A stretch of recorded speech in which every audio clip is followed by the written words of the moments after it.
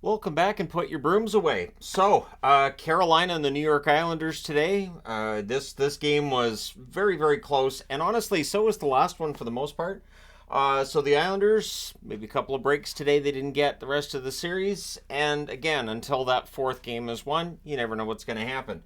It's Freddie Anderson versus Varlamov in this one, and you have to ask yourself if Sorokin starts the last game, if the Islanders had held that 3-goal lead, right? Like there's a lot of ifs and what ifs with the Islanders in this series. So Pulock has a screenshot that saved. Palmieri ends up hitting the side of the net. The Islanders are controlling the early stages of the game. Canes press at 2.5 minutes. Orlov has a one-timer that's blocked. Dobson has a shot that's held. Engvall is then denied. The Islanders press, the Islanders press after that. The Canes get pinned down. They finally deflect a puck out so they can get a line changed. But the shots are 4-1 for the Islanders at 5.5 minutes. And one thing you look for with a team that's facing elimination is desperate hockey.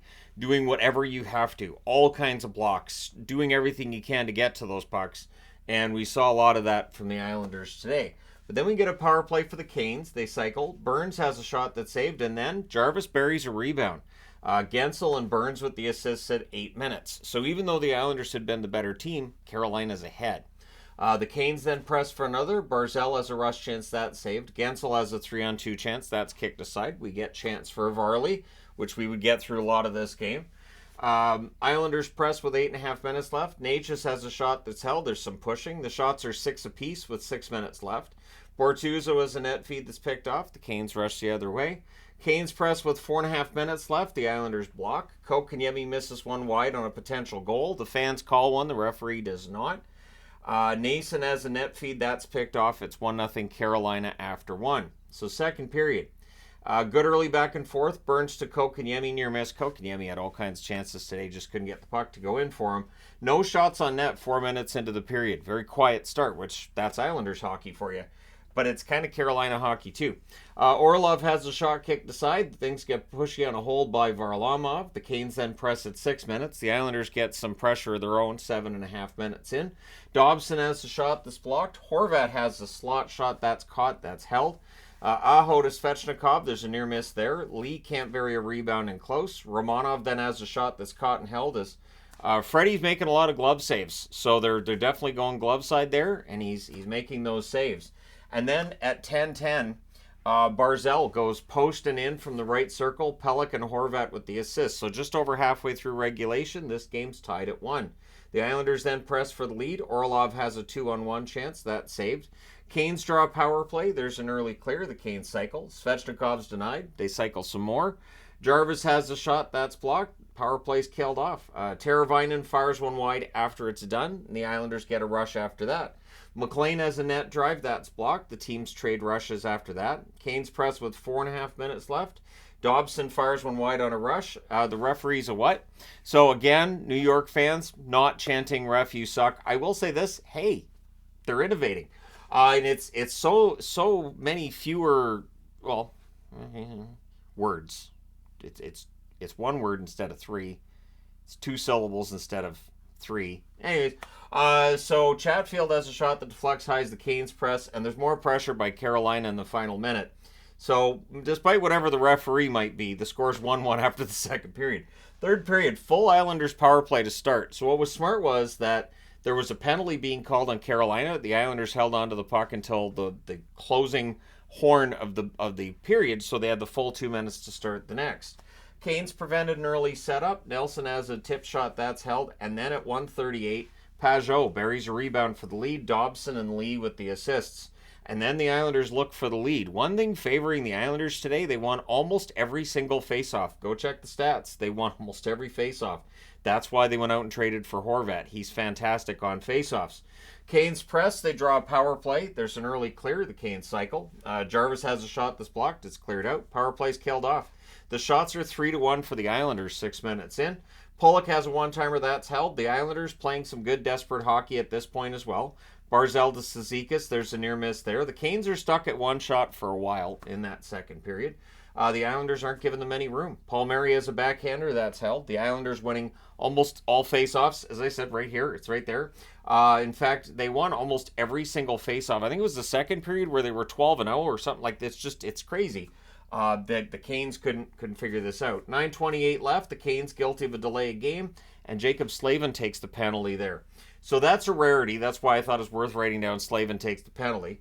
There's an early clear. Riley to Nelson near miss. The Islanders cycle. It's cleared. It's killed off. 2 shots.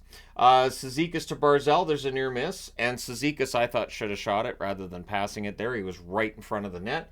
Then with 6:26 left, Slavin draws a power play. So he takes the penalty, he goes to the box, but then he draws the power play.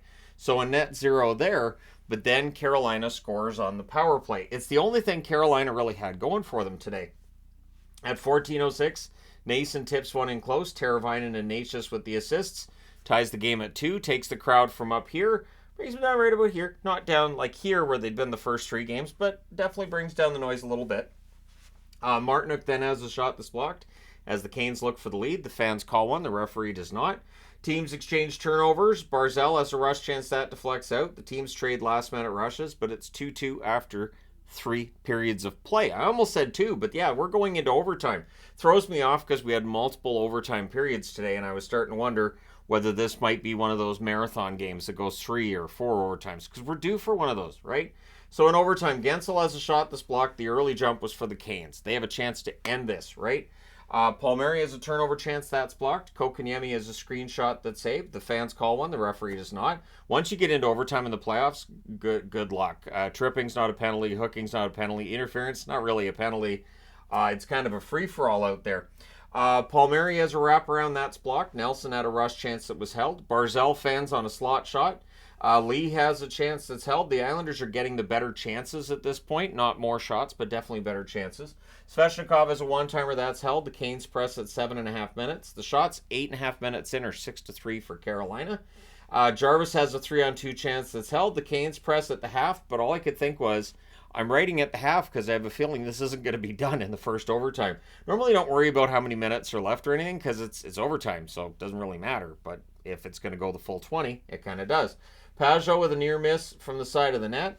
Canes press with 8 minutes left. The Canes press some more with 5 minutes left, so they're getting some opportunities here.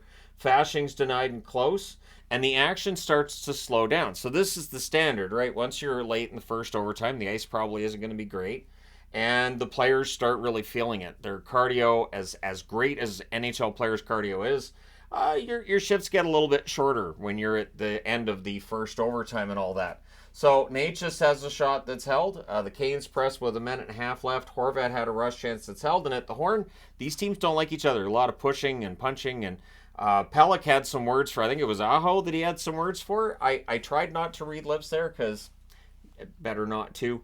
But we're going to double overtime. Now, of course, one thing to keep an eye on when you get into these kind of marathon games, longer overtimes, is you will normally get the goal early in that overtime because that's when the players still have the energy. So Stahl has an early chance that's held, as again the Canes looking to finish the series. But at 1:24, the Islanders keep the series alive. It is Barzal with a tip on a shot from Bortuzzo at the point. Horvat with the other assist at 1:24. And with that going past the screen and into the net, the Islanders win this one 3-2 in double overtime. They force a Game 5 on Tuesday in Carolina. The Canes with a 3-1 series lead. They can still finish this in 5, but hey, the Islanders got on the board. Shots on net, 8-6 in the first for Carolina, 13-8 Carolina in the second, 11-5 Islanders in the third, 17-9 for Carolina in the first overtime, 2-1 for the Islanders in the second overtime, including the shot that matters. Final shots, 44-36 for Carolina. Power plays, the Canes 2 for 4. They had nothing 5-on-5. The Islanders 1 for 2 on their power play. The hits 40-24 for the Islanders. Anderson 33 saves on 36 shots. He was very good. Varlamov just a little bit better. 42 saves on 44 shots. And again, the Islanders are still alive. And it just really begs the question of what would have happened if Varlamov starts Game 3. What would have happened if they held that lead where they had the 3-0 lead in Game 2. And yeah, a lot of questions. But let me know if you're an Islanders fan. Do you believe they can do this comeback? Because they've had opportunities to win other games they've lost. So can the good fortune start going the other way? Let me know your thoughts. Hit like and subscribe if you haven't done so already. And so for people who are expecting sweeps today, this one's not a sweep. And I'm going to say the Battle of Florida Not looking like that's going to be a sweep either, but we'll see what happens there, and I'll be here to report on it when it does. Thank you guys so much for all your support. I will talk to you again soon.